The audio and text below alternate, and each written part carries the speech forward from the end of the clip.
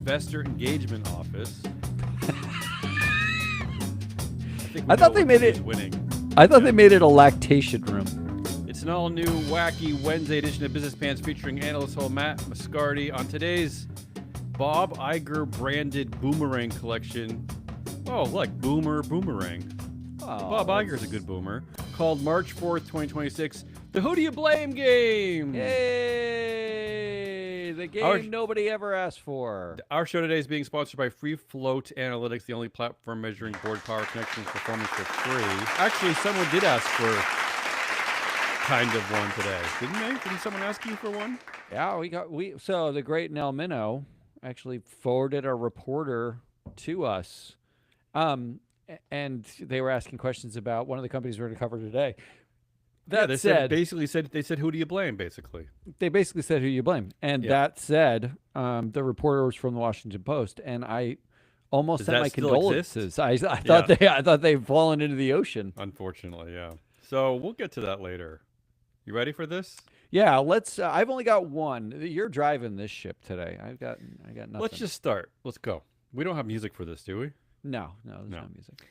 In no particular order, let's start with Broadcom. Broadcom CEO pay soars. God, they've used that word a lot this year. Soars, spikes, bumps, all kinds of tickles, dumb words like that. Soars to $205 million after AI-fueled rally. Ugh, I hate the idea of an AI-fueled rally.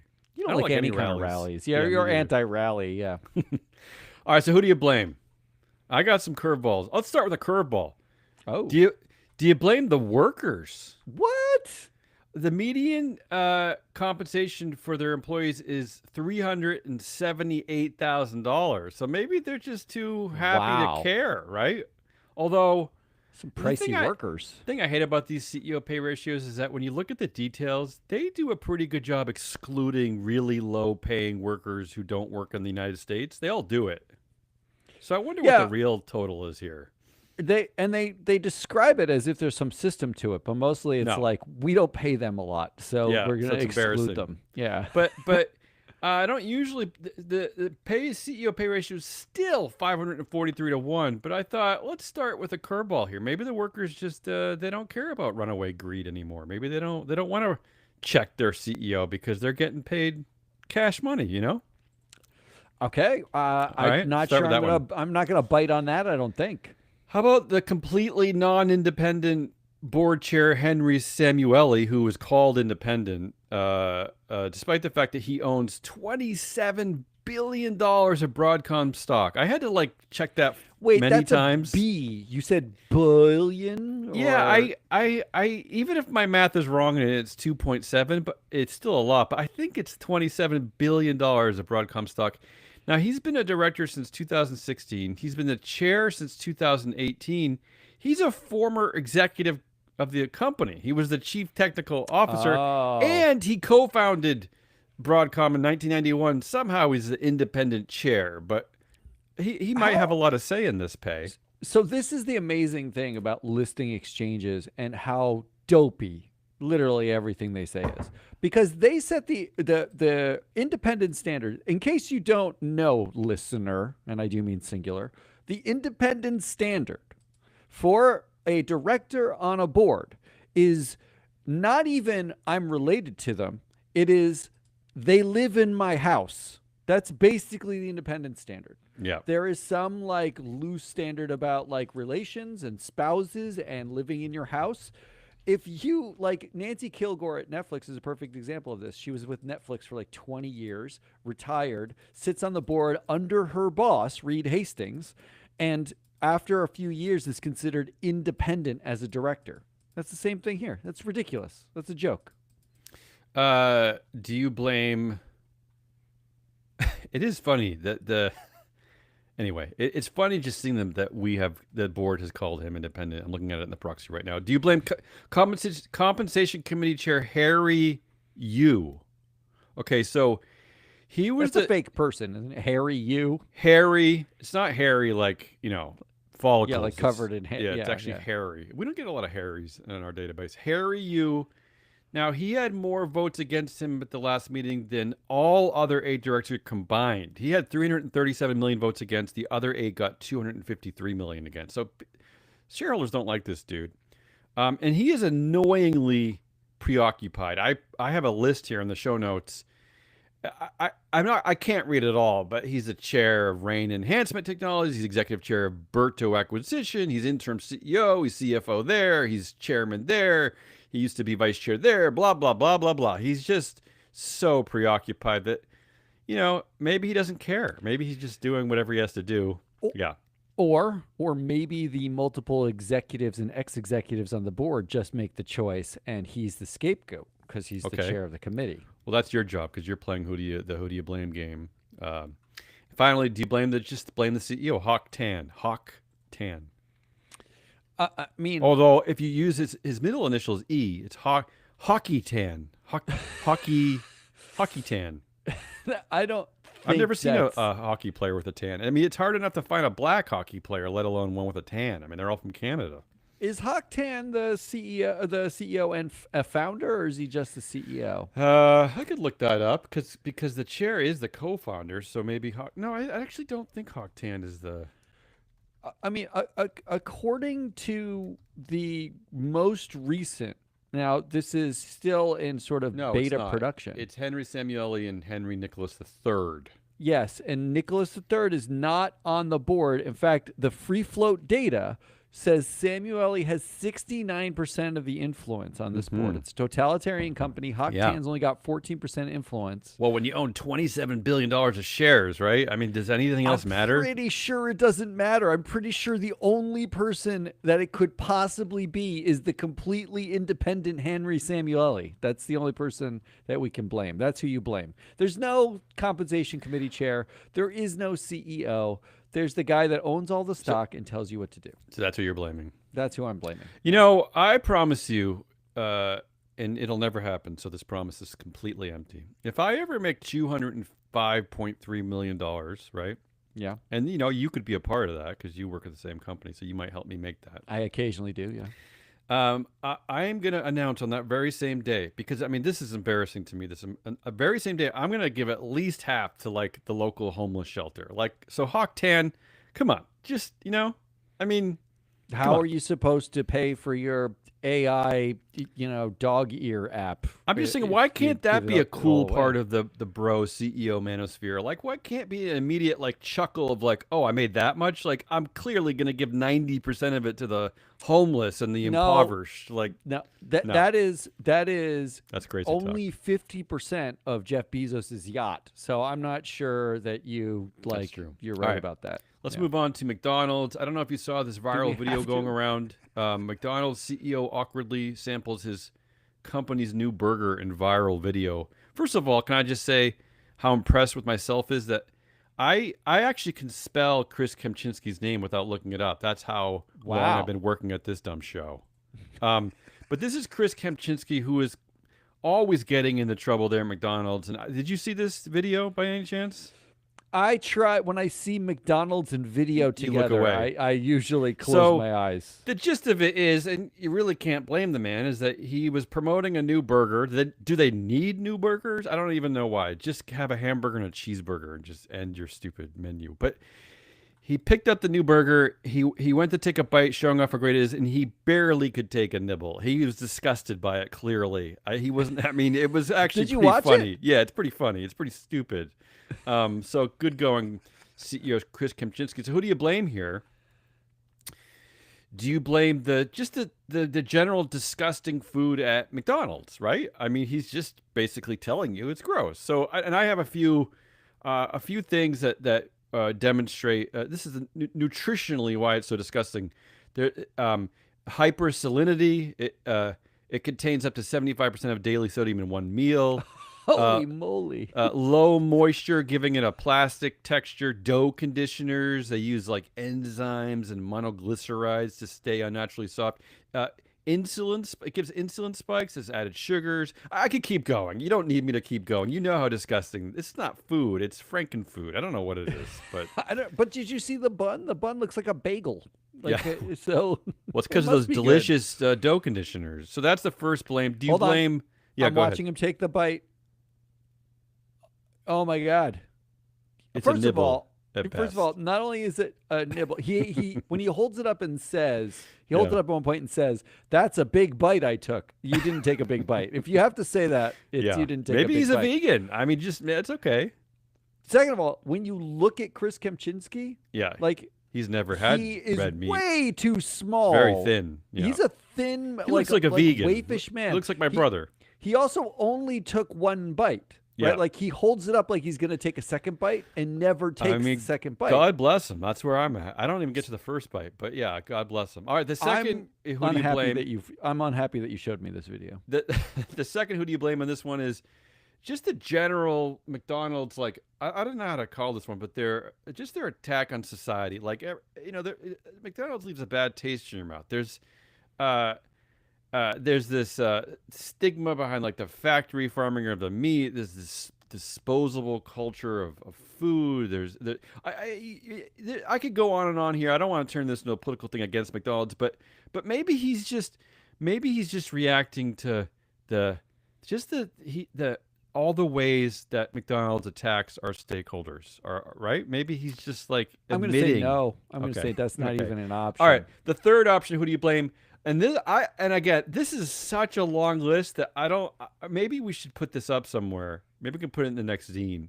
But I'm calling this one the controversial stain of CEO Chris Kempczinski. There's so much this guy has been involved with. I cannot believe he's kept his job. So first there was like the we talked about in 2021 the failed parent text where he basically blamed the parent. There was a shooting at one of the McDonald's and he said the parents failed those kids. He told black executives that numbers don't matter when confronted with the decline of black leadership from 42 to 7 executives. He had a $10 billion settlement with Byron Allen, settled a massive racial stereotyping lawsuit regarding the company's refusal to contract with black-owned media. It really goes on and on and on. He quietly removed DEI goals from executive bonuses. He just recently he had a tough love comments to telling workers nobody cares about your careers as much as you do. Yeah. I remember that, yeah. Mhm. He's got. Do you want me to keep going? He has a 1,200 to 1 CEO pay ratio. There are franchise owner revolts because he was raising price. There's ongoing criticism for failing to dismantle the boys' club atmosphere inherited from predecessor Steve Easterbrook. I mean, really, there's a huge list. It's just a lot of weird Chris Kempczinski stains. That's the third. Who do you blame? And finally, do you just blame an old-fashioned, really like one of the bedrocks of our database, Free Flow Analytics, lead independent director Miles White, who's been there since 2009. So Miles really, White. Maybe he's the architect of all this like bro culture and weird racist undertones and everything. Go ahead. Well, he's the ex-CEO of Abbott, right? Yes, like, the Chicago Mafia. Chicago Mafia. Like I remember we did actually a presentation where his face was in the middle with all sorts of lines pointing out of it for connections he has. But you did leave off a different director that I do want to point out. Yeah, you're always welcome to put a ad hoc entry here. Go ahead. So this director is on the Corporate Responsibility Committee, the Executive Committee, and the Governance Committee. Go ahead. His name is Paul Walsh. Paul S. Walsh. Yeah. In our database, he is on 10 different boards, nonprofits, and publicly traded boards. Okay, well, he's busy. He's busy. He doesn't want to see his family. He's actively on 3, but he's been on 10 in the last 7 years. You're so, right. like, a lot of boards. He's important. He's 45% connected. He's as connected as Kempczinski is to all these directors. He and Kempczinski are two of the most connected directors on this board. And he's only got 8% influence, but Wait, is this the guy? Because I was going to put this guy kind of as a joke, but I'm so glad. Is this the guy who runs the luxury car company? Yes, that is the guy. He runs McLaren. What is he even doing on this board? What is he doing on this board? I don't know. I'm glad you mentioned him. He's the independent lead director at Vintage Wine Estates too, a family winery. Yeah. Like at McDonald's, I think you of drive a vineyards when I think of McLaren and you McDonald's. drink fancy Yes. wine. Yeah. What are you doing here? You clearly have like no place on this board. I don't except, get it. I don't get him. Yeah, go ahead. Except that everyone knows who you are. That's your only place here. So you're the yes vote. You're like a big yes vote that allows Chris Kempczinski to like uncomfortably eat his own food. This one's hard for me because it's not the Attack on Society. It's not the controversial stain, although I do like that. That sounds like a ketchup stain. Miles White is just kind of, like a run-of-the-mill, who do you blame? The disgusting food or Paul Walsh would be my two options for real. Can I tell you this great quote about Paul Walsh I just found? This is from the Times in the UK. They describe Paul Walsh as a tall, paunchy, balding, and thick-set with a burly confidence that exudes from every pore, whose blokish humor masks a fiercely competitive nature. He sounds like a jerk, honestly. Well, on top of having the current executive chair of McLaren Group, a private luxury auto car. I mean, we know what a McLaren is. You also have Jim Farley Jr., who's the CEO of Ford, on this board. Yeah, what is with McDonald's and cars? To be fair, he just joined like a couple weeks ago. I don't know. But why do we need another car executive? You don't. Absolutely like we needed 0 to begin with. Who are you blaming now we've here? got Come on. 2. Who are you blaming? I'm going to blame the food. Yeah, the food is horrible. I give Chris Kempczinski credit. He's telling you this stuff isn't great. I mean, you're better off. I know His prices. Face is telling you. I know that, prices sure. are up everywhere, especially beef. But you're better off going to the supermarket, get a lean turkey or something, get some nice whole wheat bread. That's what he's telling you. He's telling you, people, take care of yourselves, right? He cares. Isn't that what he's saying? Get some fiber, get some lean protein. All right, let's move on. Stupid show. All right, Jack Dorsey in the news. Oh no! Is this the firing? This is the firing, isn't it? What was really behind Jack Dorsey laying off nearly half of Block's staff? What was behind it? The guy who owns 43% of the vote wasn't enough to be the one behind it? This is from The Guardian. We covered this story on last week's Friday show, but The Guardian had a piece out saying that basically suggesting that the AI excuse is bullshit. And you have to agree with that because there's no way you can assess the effects of AI in within 4 months. You can't. You just can't understand how it's going to affect your labor force, how it's going to affect your 5-year, 10-year plan. Anyway, they're suggesting it could be a weak crypto market and declining stock price because I guess Jack Dorsey has just dumped so much of Block's money into crypto. It's like these companies are becoming they're like lunatics. They're run by lunatics. But anyway, who do you blame here? Do you blame, of course, co-founder and CEO and chair? Yeah, that's right.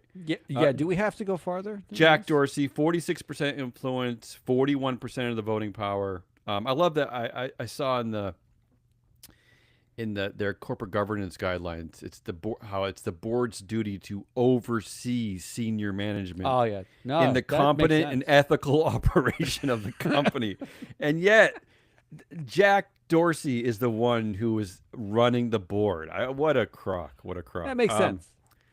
I also like that. I found a corporate CSR report where the second thing they're showing off is that gender diversity. That their big thing. That the reason why they started the company is basically to get rid of inequality, right? Yeah, they're doing it across the world, right? Good, done.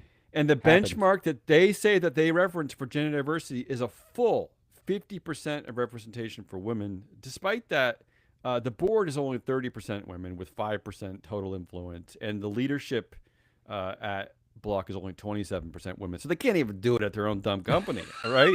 And they want to make equality. Anyway, I thought that was They wrote that down? Did they actually write that down? Yes, that's in their CSR report, yeah. That's nice. Do you blame fellow co-founder and director James McKelvey? We can't forget about him because he actually has 35% of influence, 10% of voting power. maybe he's the one pushing Jack to do awful things, right? No. Maybe it's James. No. Okay, how about this weird one? Do you blame the classified board structure, just the structure itself, because it's insulating shareholders from having a say, even To though having a say on at the a company you less can't than have a say 50% yet. vote that they have. All right, Yeah. let's move on. Do Yeah. you blame the Class B shares, which are somehow worth 10 votes per share, and the co-founders control 99.6% of those shares? In fact, without those shares, without that 10 votes per share, they actually the 2025 equity incentive plan actually would have lost. It would have lost the vote. It was a management vote. It would have lost without Jack and James's vote. So do you blame the Class B shares, or finally, how about just blaming Jay-Z? He's on the board, rapper Jay-Z. I like the last one. Who do you blame? Wow. Who do you I blame for mean, the 40% layoffs at if you're Block? asking me who to blame, it's Jack Dorsey. There's no question. But if you're Oh, asking sort of like the National Legal Policy Center, it's Jay-Z, isn't it? Like, isn't it? just because he's That's black? he's a black man who, like, how much, does he know about DEI Bitcoin hire. and technology, right? Yeah. Isn't he just a DEI hire? Suppose, a yeah. famous person. So, Sure. but I'm going to go with Jack Dorsey, All right, so which that was an is easy the one. only and correct All answer. right, fine. Let's move on to the one that was, I don't know if it was requested, but you threw this in late. This is from the Washington Post that wanted to know a little bit more about the Geo Group leadership transition. First of all, I will say this for the reporter at the Washington Post, that I can understand reaching out, because there's just like, it's impossible to find anything about this company. Like there were no news stories. There's nothing about this. I don't really know why, but let's just get to it. So the background here is less than a month ago, CEO David Donahue stepped down, despite the fact that he has only been CEO for just over a year, right? He suddenly steps down. And with this, you could tell that they wanted to push him out, and he probably didn't want to leave, because they're also giving him $104,000 per month consulting agreement through February of 2028. So that's a lot of money Yeah. just to, and then he's getting full health benefits. All of his unvested stock will continue to vest. So they're making sure he's taken care of. That's all I'm Also, going to say. how does it, like, the consultant arrangements are usually 1 year arrangements This and is not 2 years. 2 year arrangements. Because he's probably pissed. He's My embarrassed. my guess is his contract actually runs roughly until the end of those 2 years.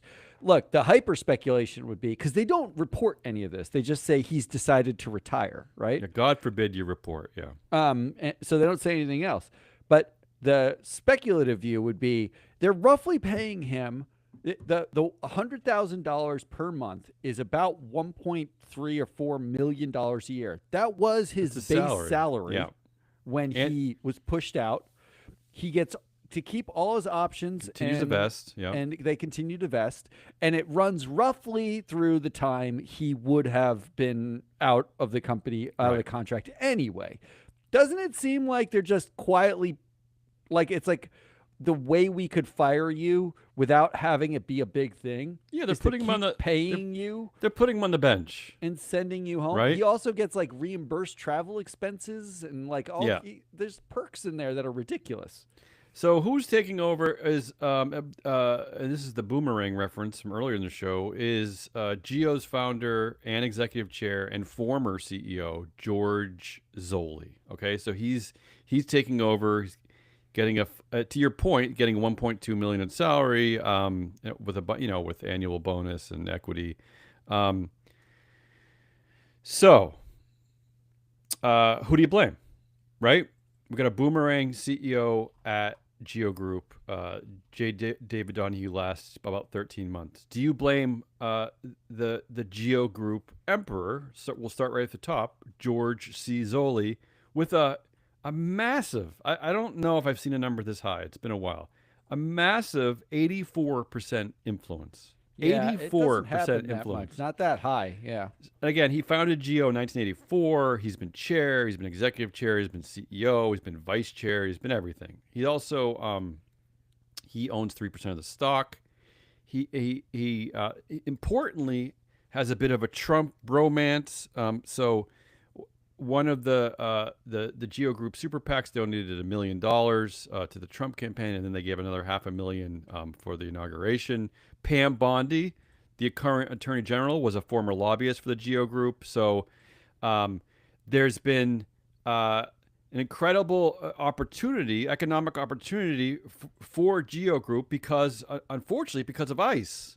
So Geo Group reported last month a record $254 million in profit last year, 700% increase over 2024, driven by the contracts with the Trump administrations with ICE.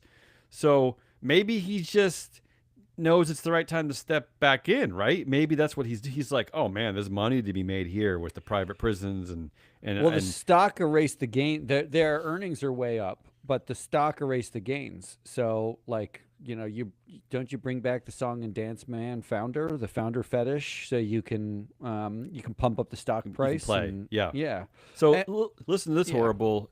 Right after the election in 2024, Zoli hailed the unprecedented opportunity of the incoming administration's mass deportation campaign. He said the Geo Group was built for this unique moment in our company's and country's history and the opportunity that it will bring. He beamed. That, according to the reporting, he beamed. I mean, can you imagine being so excited by? I mean, what a. Anyway, so first choice George Zoli, right? The founder, the former CEO, the boomerang man, stepping back into place. Or I have some other options. Do you blame the top four sleepy institutional investors? They control 34% of the vote, but they seem pretty passive. That's BlackRock, Vanguard, Wolf Hill, and Fidelity. You could blame them, right? I don't know Wolf Hill. They're Wolf different. Hill Capital Management owns 5.5% of the vote. They're a new player. How about this? Do you blame the CEO clown car that has been driving around the track at Geo since 2021 when Zoli first stepped down? And the clown car might be the way to keep Zoli just perpetually powerful, right? So first it was Jose Gordo. He took over in 2021, lasted for a couple of years. He was also a member of the board, and remember, Zoli stayed as chair. But then let's listen to this. This gets a little intriguing after this. Brian Evans, he only lasted a year. He stepped down in 2024. He was not a director. So George Zoli prevented Brian Evans from being on the board. So George Zoli controlled that board's executive chair, the only executive on that board. And then J. David Donahue took over in 2025. Again, he lasted about a year. Also not a director. I mean, Zoli was clearly using the CEO clown car so that he could step in at any moment. Power. Yeah. No, but it's a complete power. So really, the Washington Post report doesn't really have to ask because there was an intentional power vacuum set up here, and there was a clown car. In fact, do you know how rare it is? Despite the fact that I shout about it every day, that I don't want any CEOs on boards. Do you know how rare it is that 2 consecutive CEOs were not even on the board? I don't think it's ever happened in the history of America. Is Zoli basically prison Iger? Yes. I mean, he's just hanging what a great around. thing to be. Yeah. Basically, yes. And then I have 2 more you could blame here. How about the intentionally incompetent compensation committee in charge of succession planning? Now, I tracked it back to 2021. I looked at the last 5 proxies. Another unusual pattern here is how often this committee changes. Often they just kind of stay the same. But we've had 3 chairs since 2021. We've had rotating committee members. And listen to the most recent iteration of this committee. It is intentionally incompetent. Jack Brewer is the chair of this committee. You know what Jack Brewer is known for when it comes to, he's a football player. He's a former NFL football player. Also, there's Tom Bartsakis, fellow Greek Thomas Bartsakis. He is a cardiologist of all Ooh, things. yeah. And then you have Scott Kernan, who is an agency secretary of the California Department of Corrections and Rehabilitation. So it's like, what are these people doing? What are they? Who are these people? Right? They have a lot of experience handing out comp, though. I mean, come on. I mean, Zoli does everything he can to maintain power.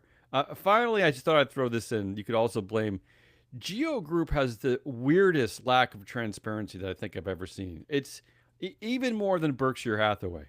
It is maybe the only publicly traded company whose public website or investors' website does not list the management or board members at all. They don't tell you anything. Like even in the who we are, about us, nothing. Nothing. There's just a and when you go to their management team page that used to exist and it hasn't existed for years, it just says page not found with a emoticon of a An frowning face. a frowning face.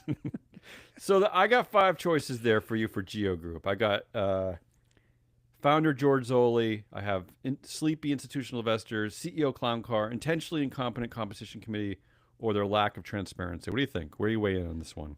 I mean, first of all, the compensation committee poll is interesting. The clown car is interesting, and the compensation committee is interesting. The compensation committee, all of them are massive Republican donors. Like even Jack Brewer, who they're either religious or there's something going on there. Jack Brewer, whose NFL career consisted of jumping from team to team from 2002 to 2006. Yeah. Like he was like, you have to be amazing to get into the NFL. Yeah. Congratulations. Still, it's a weird choice to chair the comp committee. You were undrafted and no one cared about you. So, but he did go on to be Donald Trump's appointee as the commissioner on social status of black men and boys.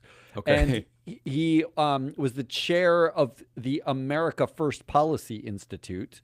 Wow. And he's a Fox News contributor and, all the stuff. So yeah, he's clearly, big in the Christian world too. He's got some Republican player. Yeah. And then you have Kernan, who is a Department of Corrections secretary. Those aren't exactly prison guy. Those aren't like I'm just going to generalize here, but there aren't like a lot of super progressive liberals who are like, let's go be the agency secretary for Department of Corrections. That's not super liberal. No. You do have a cardiologist though, and a fellow Greek. Does the fellow Greek matter? It does because you don't see a lot of together. Because you don't see a lot of Greeks in this world, and that Zoli and the cardiologist are both Greeks. It's got to mean something. I'm sorry, it's something. Zoli was born in Greece. I think it's more. Isn't it more? I'm half Greek, so I can say this. By the way, I'm not being racist to Greeks. Aren't you though? Is there racist to Greeks? I don't know. Isn't it more that the cardiologist is in Boca Raton, Florida? Isn't that the the bigger? Yeah. Man, but good choices here. I didn't think I'd get such good choices here, but I don't know where you're going to land on this one. The CEO Clown Car is fascinating. I am fascinated by the fact that he intentionally prevented. First of all, one CEO per year is ridiculous, but that 2 of them were not even director. I mean, that's shenanigans right there. They never had a chance. Is it more shenanigans than the fact that the cardiologist is the head of the Florida's Greek church, and they bestowed upon Trump the title of their church gave Trump the title of patriarchate just in November. So the Greek Orthodox Church in America is known to be pretty conservative. It's pretty conservative. But there is no answer. It's just Zoli. I mean, I don't even know. Try to get you. Come on. It's not even. There's no fun answer that actually I can go with. That's. But this is even worse than Bob Chapek, right? This is even worse. I think way worse. I think Bob had a little bit of a chance. These guys never had a chance. Never, Here's what ever, makes ever, it ever. So Zoli owns 3.1% through various entities of the shares, which means this is a one-class one share, Yes. one vote company Absolutely. with BlackRock and Vanguard that own 22%, 23% together. This is like a not okay situation to allow the founder to, like, an executive chair to call every shot with no transparency. The fact that there literally isn't even a web page Yeah. with the, Well, like, there's a web page, but nothing about the people who run the company. what is that? What is that? Yeah, it's especially scary given what the company does. I mean, this isn't stupid Disney This is making the like mouse largest videos, ICE right? detention center, the private this ICE is scary detention center stuff. management. Yeah.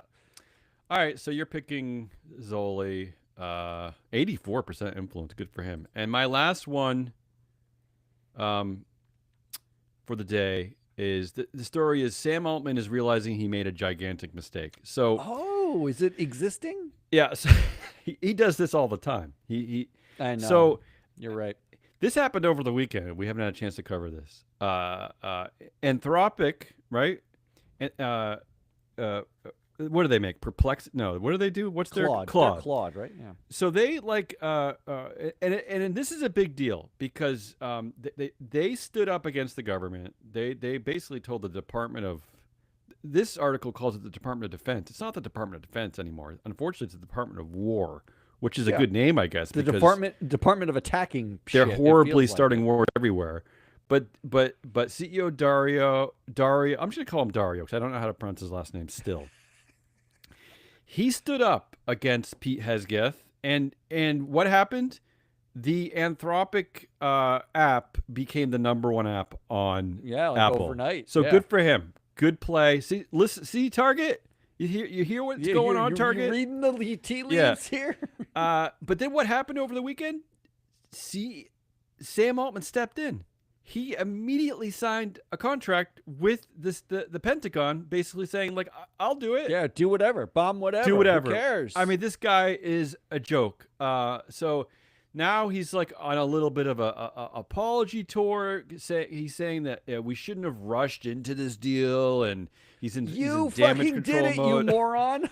I mean, this is exactly why they tried to fire Sam Altman a few years ago, because he does irrational things against the mission of the company without, he doesn't like go to the, remember one of the things was that his communication with the board was terrible and he would lie to the board. He's doing crap like this.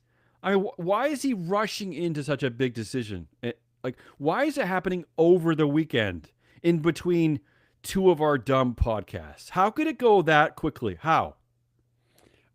Not to mention that the reason why they're actually renegotiating the contract, or trying to, Yeah, and the I'm sure reason why they're trying to renegotiate it is they're saying it was sloppy. My guess is because he's embarrassed. It's not only was it like horrible optically to like immediately rush in and say we'll bomb whatever, especially because you had 3 or 4 weeks of Anthropic saying that the things that we're asking for are like, you can't just kill someone without a person involved, right? Like you can't have the AI kill somebody. What it looks like is Sam Altman rushed in and said, we'll let the AI kill somebody. Yeah, right? and Like then, that's the only thing. And then the government announced a war against Iran without congressional approval, and 9 Sam Altman was seconds like, later. whoops. He was like, uh-oh, like, what have I done? So, who do you blame? I have Sam Altman. Yeah, okay. That's all I had. That's it. That's Yeah, it. I didn't have That's any. all there- I No, couldn't. you I could- tried. I couldn't. You could blame Anthropic. I couldn't. If you want to extend this game, go No, ahead. it's Sam Altman. It's Sam Altman. That's Right? it. That's it. I mean, Sam what Altman. are we doing here? Yeah. Speaking of war with Iran, I have one extra for you, Why do we have to? Yeah. because we haven't talked about the fact that we are currently at war with Iran for reasons that are unclear to anybody, No, including the people who are at Well, war with Iran. The reasons are well, they're twofold. It is obviously some kind of ongoing like religious, I don't know, war, some kind of right. I mean, this. I guess we're a Christian nation now. Well, this is and we are on the what Bush was Crusades. doing. This is what George W. Bush used to do, and it used to be some kind of like a religious thing. But At least he spent time saying weapons of mass destruction true. for months before. he actually created a case that Congress fake voted on. case. Yeah, Come that- on. But also, it's Epstein file cover. Isn't that more important? I mean, I he's mean, distracting from the Epstein files. Is it this not? is the most expensive Epstein file cover ever. Like they already redacted everything, and Yeah. literally, like this is costing over $1 billion a day for the Yeah. U.S. to bomb another country, kill them, and create terrorists. Unfortunately. Yeah. Like that's a lot of that's expensive cloud cover. I want a bare minimum of something. I want the administration to gaslight me before something happens. At least take the time to gaslight Yes. me. Now Come you're up with not some even fake. doing Yeah. that. Like trying Yeah. to fake me out. All right, but here is the way I frame this. This is a businessman baby, and on business I'm using loosely because Who, you know Trump? he actually wasn't that. Yeah, he wasn't that good at business. He's Yeah, he running was the a country. TV personnel. He's good at playing a CEO on TV shows. He's a transactional dude. Everything's a transactional approach, and including trading young girls with Epstein, right? Like, let's be clear, everything's a transaction. Yeah. So, and he's now led us into a war for imaginary reasons. So, who do you blame for this Ugh. war? And I want to make this. You have to recognize this is actually something that we've talked about before. There's a law professor at Brooklyn Law that we've talked to about this. It's the corporate structure being applied to federal Yes, government. Right? absolutely. Yeah, their parallels, unfortunately, are the same these days. They're exactly the same. It Yeah. is like the CEO Is and emperor. The is CEO is emperor. Yeah. making all the choices. The board is basically there to Yeah. like placate the And some investors. because but being not an do anything. emperor does not connote a democracy.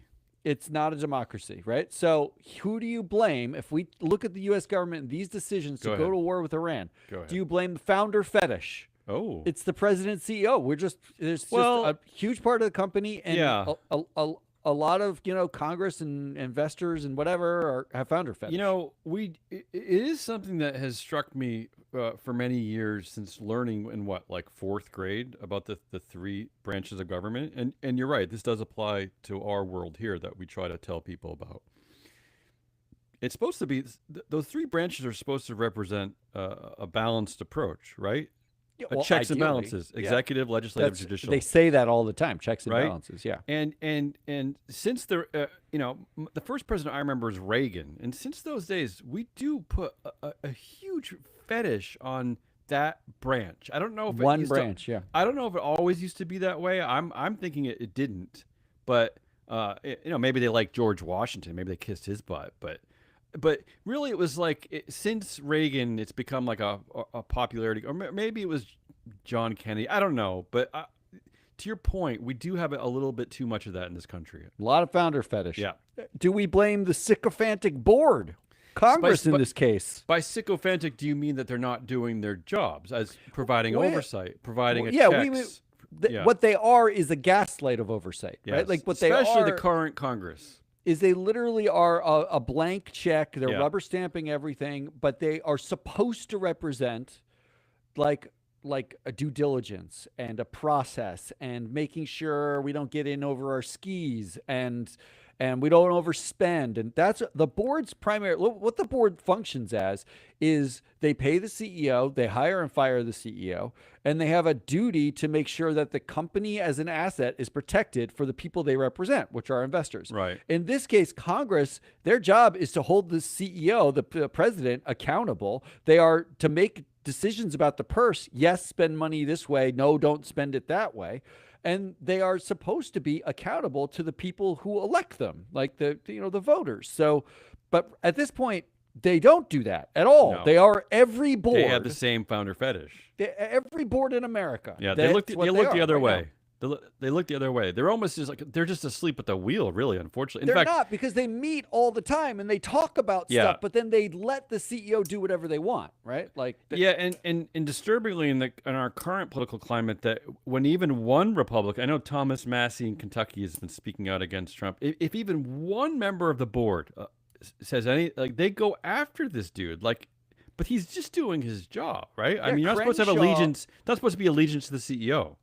Dan Crenshaw, who is a member of Congress, just got lost. primaried out, Yeah, lost his yeah. primary because they said he had too much of an independent streak against Trump. That was a dude who literally spouted like conspiracy theories on the regular. He's not enough of a loyalist. Like Right.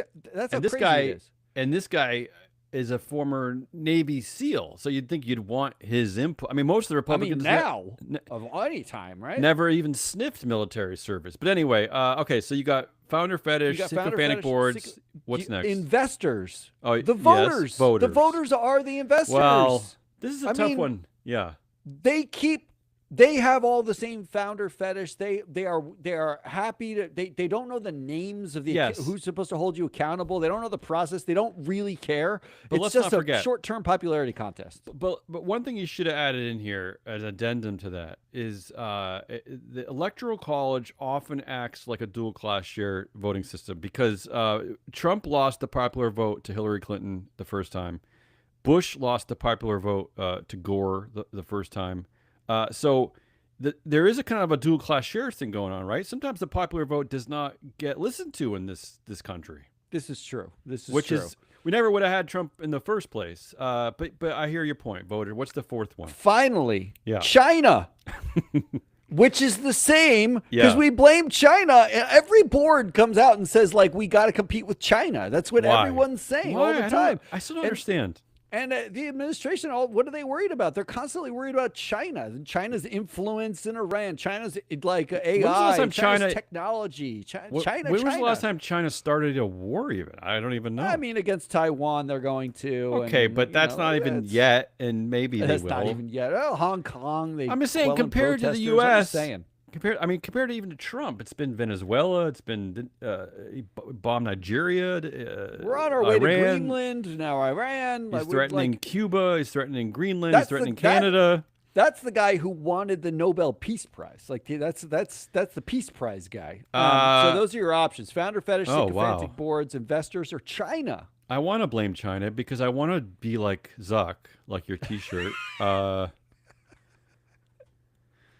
I haven't heard them talk about China a lot recently. I mean, the voters, yeah, but there's something to be said about what I was talking about. With there is a dual class system here and there's so much voter suppression that I firmly believe that if we were like Australia and it was the vote was mandatory, I don't think Trump would ever win an election. I think it's impossible. But I don't know. I don't know that for a fact.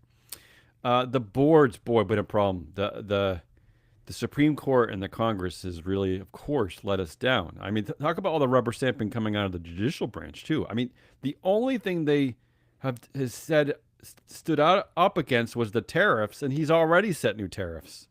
Yeah. So obviously, yeah. But I have to go on the easy one here. We have a massive founder fetish problem in this country. And you're right. The parallels with the corporations is scary. Yeah, we're anointing people to run our society, whether it's the Zucks, the Musks, the Trumps, and we really didn't have much say in it. I mean, honestly, I mean, the scary part is. In the alternative democracy, in the corporate democracy, we're at 96% approval of every director, which means if the federal democracy inches towards that. Well, that's probably what the Republican Congress probably is, right? That's basically like your vote doesn't matter because everyone who, the CEO wants to gets in at mass approval. That's it. That's it. It's I mean, let's not forget that. The reason why Nixon resigned in the first place is that he had lost most of the people in his own party. Like most of the senators and Congress people were like, "No, we're not going to support you if you get impeached." Like, yeah, no one had founder fetish about Nixon, I suppose. Well, I'm just saying in general, like we have and I think it parallels with the absurd rise of the CEO pay ratio and CEO pay in general. Is we have gone nuts with founder fetish and this CEO fetish, celebrity fetish, whatever. We're just gone crazy with idols. Like we idolize these weirdos. I just wish it was foot fetish instead of celebrity. I don't want that. All right, would be better. Can we end this? That's all we got. That's the too much game. As usual. I hope the Washington Post was listening because we figured it out for you. They were not. I'm your analyst, Matt Moscardi. We are free float. Come back on Friday when we wrap up the week. Next week, we are gone Oh, no, where are we going? no early shows. We're going to the CII, the Council of Institutional Investors, their spring conference in Washington. And you know what's DC. awful? It's awful. It's going to be warm. I don't It's want. going to be really warm. I don't like that. I love it. There's a lot I don't like. That's one of the things. And we're going to do a show live in front of CII. We're going to record it, and we're going to put that show out I don't like that separately for either. Proxy I don't want people Countdown. That's looking our at other me. show. Proxy Countdown. We're just going to pretend they're not there. Like, pretend they're all naked and not there. I'm going to be sweaty.